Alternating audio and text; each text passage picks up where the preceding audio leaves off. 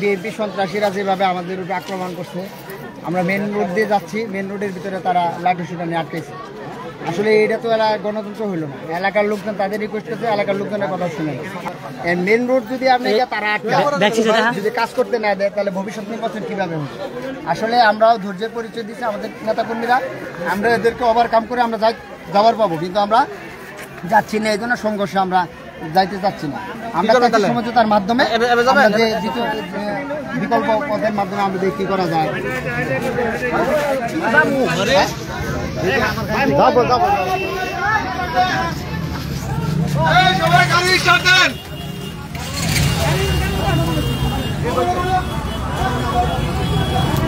আমরা যখন জুমা নামাজ শেষে ডাকপাড়ায় ঢুকছিলাম বাইক আমাদের বহর নিয়ে, গণসংযোগের বহর নিয়ে, তখন আমাদের উপর অতর্কিত হামলা চালায়। তবে হামলার শুরুটা হামলা আকারে ছিল না, প্রাথমিকভাবে বাধা দিচ্ছিল যে তারা আমাদেরকে এই ইউনিয়নে কোনো জায়গায় কোনো গণসংযোগ করতে দেবে না, বিশেষ করে ওই দিক দিয়ে ওই রাস্তা দিয়ে আমাদেরকে ঢুকতে দেবে না।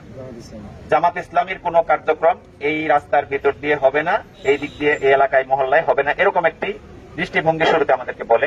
তো আমরা তাদেরকে প্রাথমিকভাবে বোঝানোর চেষ্টা করলেও কোনোভাবেই তারা মানছে না এবং আমরা সামনের দিকে যেতেই চাই। এবং এমত অবস্থায় তখন তারা লাঠিসোঁটা নিয়ে আসে এবং আমাদের উপর অতর্কিত হামলা করে।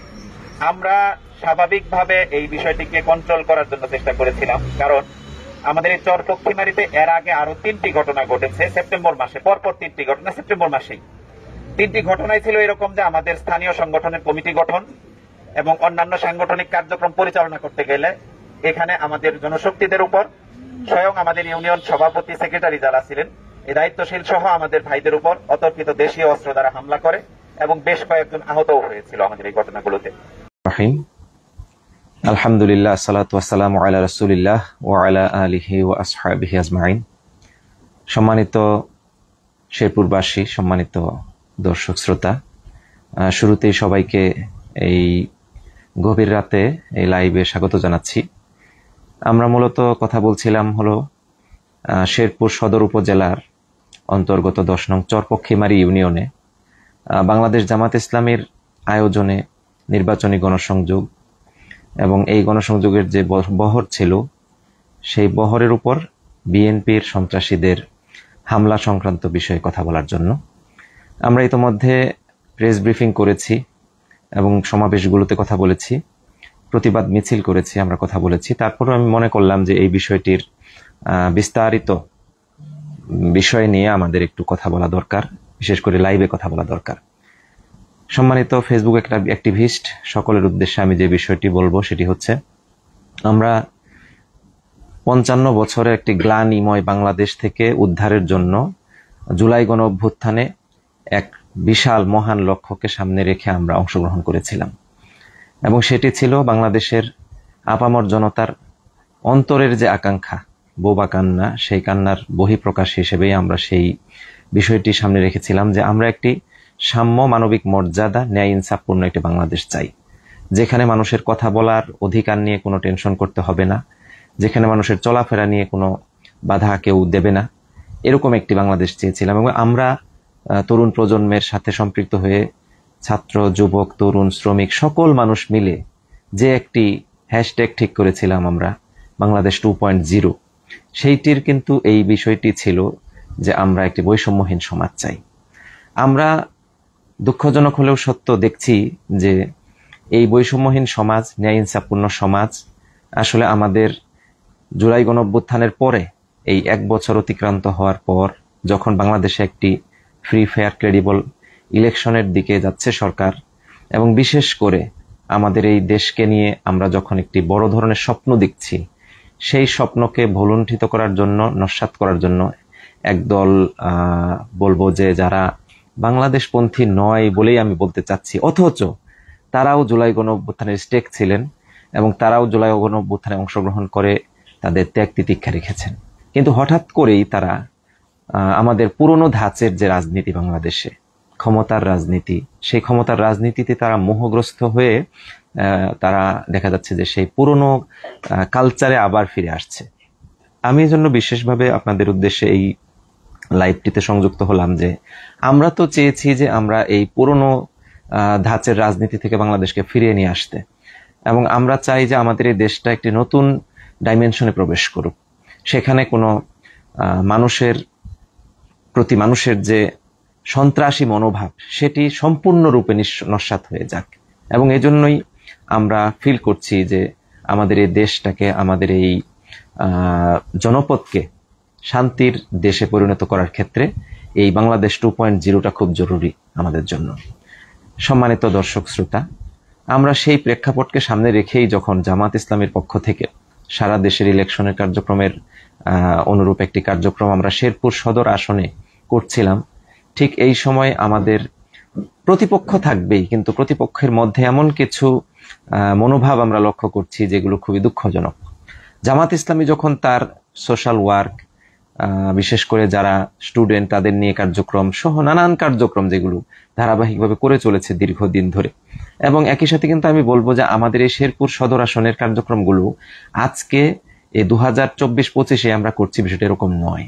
আমরা সেই 80-র দশক থেকে এখানে শহীদ কামারুজ্জামানের নেতৃত্বে আমরা কাজ করে চলেছি, এবং জামাত ইসলামের প্রতিষ্ঠা লগ্ন থেকেই জামালপুর শেরপুর যখন এক জেলা ছিল তখনও জামাত ইসলামের কার্যক্রম কিন্তু শুরু হয়েছে সেই স্বাধীনতা উত্তর সময় থেকেই।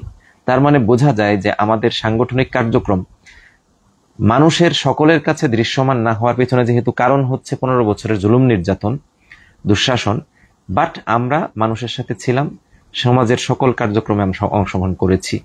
তারই ধারাবাহিকতায় আমরা এবছর প্রার্থী হয়েছি, আমি নিজে প্রার্থী হয়েছি এই এক আসনে। এই বিষয়টিকে একটি মহল খুব ভালোভাবে দেখছে না, প্রতিযোগিতাহীন নির্বাচনের দিকে তারা যেতে চাচ্ছে।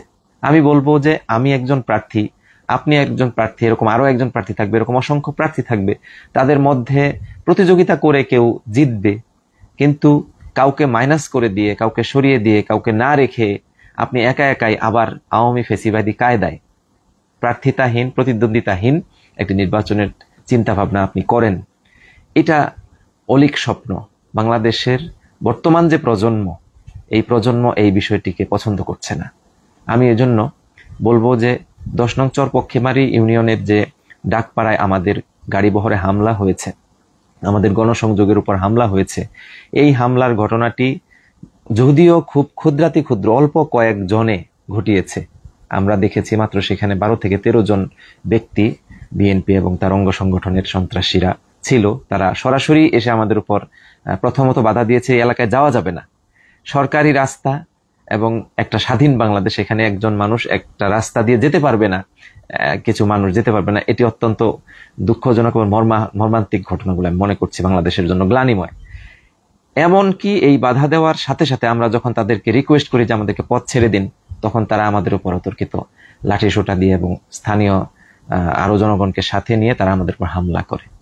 আমরা বলবো যে তারা একেবারেই বিচ্ছিন্ন, এবং আমি মনে করি না যে বিএনপির হাইকমান্ডের পক্ষ থেকে বা আমাদের শেরপুরের যারা বিএনপির লোকজন আছেন, কমিটি আছে, তারা সিদ্ধান্ত নিয়ে এই কার্যক্রম করেছে বলে আমি মনে করতে চাই না, কোনোভাবেই না। বাট আমার বিএনপির ভাইদেরকে বলবো যে আপনারা দায় এড়াতে পারেন না এই বিষয়টিকে আপনাদের তদন্ত করা দরকার, এবং এই সন্ত্রাসীদের বিরুদ্ধে আপনাদের ব্যবস্থা নেওয়ার দরকার। কারণ আপনারা যদি এই ব্যবস্থাটা না নেন তাহলে ধরেই নিতে পারবে জাতি বা বিশেষ করে শেরপুরবাসী যে আপনারা সন্ত্রাসের সাথে আপোষ করেছেন, আপনারা সন্ত্রাসকে লালন পালন করেন, আপনারা সন্ত্রাসকে এগিয়ে নেওয়ার ক্ষেত্রে ভূমিকা পালন করেন। কিন্তু আমি মনে করি না যে আপনাদের আসলে প্রকৃতপক্ষে দলীয় ম্যানিফেস্টো এরকম। তো সেই জায়গায় থেকে আমি বলবো যে আমাদেরকে যারা বাধা দিয়েছেন তারা সমাজে বিশৃঙ্খলা তৈরি করে সমাজের মানুষের কাছে জামাত ইসলামীকে দুর্বল করার জন্য যে চেষ্টা চালিয়েছেন সেটি তো তারা বুমেরাং হয়েছে আমি বলবো তাদের প্রচেষ্টা। বরঞ্চ তাদের প্রচেষ্টার বিপরীতে, তাদের এই উদ্যোগের বিপরীতে ওই এলাকায় তাৎক্ষণিক আমাদের প্রতি যে সহমর্মিতা, যে ভালোবাসা দেখিয়েছে, আমরা মনে করি যে এটি আমাদের জন্য সবচেয়ে বড় প্রাপ্তি। এবং আপনারা জেনে আশ্চর্য হবেন, অবাক হবেন যে আমাদের এই বহরে টোটাল প্রায় 700-800 লোক ছিল। এই 700-800 লোক যদি আমরা একটুও আগাতাম যারা হামলা করেছে তাদের অবস্থা কি হতো, কিন্তু আমরা তা করিনি। জামাত ইসলামী তা করে না, জামাত ইসলামী আইন নিজের হাতে তুলে নেয় না। আসলে এইটা শুধু জামাত ইসলামী কেন, যে কোনো সুস্থ নাগরিক, সুস্থ মানুষ এরকম করবে না। কেন সে এই সন্ত্রাসী কায়দাকে তার কাজ হিসেবে বেছে নেবে? এই জায়গাগুলোকে সামনে রেখে আজকে আমি বলবো যে নতুন করে আমি দেখলাম রাতেই বিএনপির পক্ষ থেকে আমাদের বিরুদ্ধে আবার বলা হচ্ছে যে আমরা নাকি সেখানে লাঠিসোঁটা অস্ত্র নিয়ে হামলা করার উদ্দেশ্যে গিয়েছি। আপনারা দেখুন, দেশবাসী তো দেখছে, মানে বিএনপি কি দেশবাসীর বাইরের কেউ, যে তাদের চোখ নেই, তারা সোশ্যাল মিডিয়া দেখে না, তারা সংবাদ মাধ্যমগুলো যেগুলো আছে সেগুলো দেখে না, ফেসবুক ঘাটে না? যদি তা হয়ে থাকে তাহলে তাদের ব্যাপারে আমার কোনো কথা নাই। বাট যদি তারা দৃশ্য কি বলে এটাকে, দৃষ্টিশক্তি যদি তাদের থাকে, তাহলে তো তারা দেখার কথা এই বিষয়গুলো, যে আমরা আজকে সকাল থেকে ধারাবাহিকভাবে কর্মসূচি চালিয়ে যাচ্ছি। আমরা সেই চরপক্ষীমারির যে 7 নং ওয়ার্ড জামালপুরের ওই পারে অবস্থিত, সেখানে আমরা গিয়েছি। সেখানকার মানুষের সাথে গিয়ে কথা বলুন, আমরা কি কি সন্ত্রাসী কায়দা সেখানে ব্যবহার করেছি। দেখুন আপনারা সেখানে গিয়ে আমরা কতটা মানুষের কাছে গিয়েছি, মানুষ কিভাবে আমাদেরকে অ্যাকসেপ্ট করেছে। এবং একইভাবে আরো যে এলাকাগুলো আছে সেই এলাকাগুলোতে আমরা গিয়েছি, সেখানকার মানুষের সাথে কথা বলুন। এবং একটা অভিযোগ করেছে দেখলাম যে মসজিদে আমরা প্রস্তুতি নিয়েছি, মারামারির প্রস্তুতি নিয়েছি। হাস্যকর কথা। আমি বলবো যে আমরা কিন্তু একটা কথা বলি নাই, আমাদের একটা মসজিদে আগে থেকে জুমার নামাজ পড়ার জন্য টার্গেট করেছিলাম, বেঙ্গের মোড়, সেখানে আমাদেরকে পড়তে দেওয়া হবে না, এই মর্মে তারা এলাকাবাসীকে, মসজিদ কর্তৃপক্ষকে বাধ্য করেছে। আমরা বলে মসজিদ কর্তৃপক্ষ যখন আমাদের কাছে অসহায়ের মতো এসে বলেছে, আমরা তখন বলেছি যে না, আপনাদের চাপ নেওয়ার দরকার নেই, আমরা সেখানে নামাজ পড়বো না। আমরা অন্য একটা জায়গায় নামাজ পড়েছি, আমাদের বহর যেহেতু বেশি ছিল, পাশাপাশি 3টা মসজিদ এক জায়গায়, এরকম 3টা মসজিদ আমরা ভাগ করে নামাজ পড়েছি। আমি যেখানে নামাজ পড়েছি স্বভাবতই সেখানে যাওয়ার সাথে সাথে এলাকাবাসী এবং মসজিদ কর্তৃপক্ষ আমাকে বলেছেন যে আপনি কিছু কথা বলুন। আমি সেখানে কথা বলেছি, আমার সেই কথাগুলো কিন্তু অলরেডি লাইভ আছে, ভিডিও আছে, আপনারা চাইলে আমার কাছে নিতে পারেন, দেখতে পারেন সোশ্যাল মিডিয়াতে। সেখানে কি বলেছি আমরা, দিন, ইসলামের বেসিক রুলস রেগুলেশন, সমাজ ব্যবস্থার পরিবর্তন, এই বিষয়গুলো নিয়ে কথা বলেছি আমরা। এগুলো কি আমরা বলবো না, বলতে পারবো না?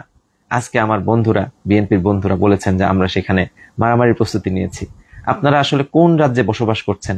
আমার খুব অবাক লাগছে এই বিষয়টি, হাস্যকর লাগছে বিষয়টি ভাবতে।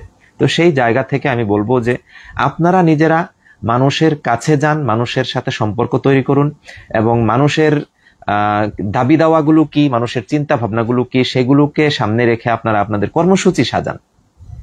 এভাবে যদি না সাজিয়ে আপনি অভিযোগ করেন নানান ধরনের, এগুলো আলটিমেটলি আপনাদের দলের এবং আপনাদের চিন্তাধারার দেউলিয়াত্ব প্রকাশ পাবে।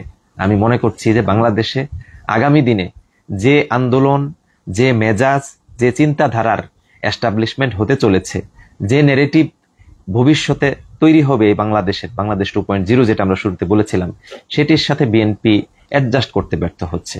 তবে আমি আশাবাদী যে তারা খুব কাছাকাছি সময়ের মধ্যে এ ব্যাপারে সিদ্ধান্ত নিতে পারবে, এবং এরকম সন্ত্রাসী যারা আছে তাদেরকে তাদের নিজের দলে ঠাঁই না দিয়ে দলটাকে একটু ক্লিন করবে, এবং আগামী দিনে মানুষের আশা আকাঙ্ক্ষা পূরণের জন্য তারা রাজনৈতিক কর্মসূচি সাজাবে ইনশাআল্লাহ।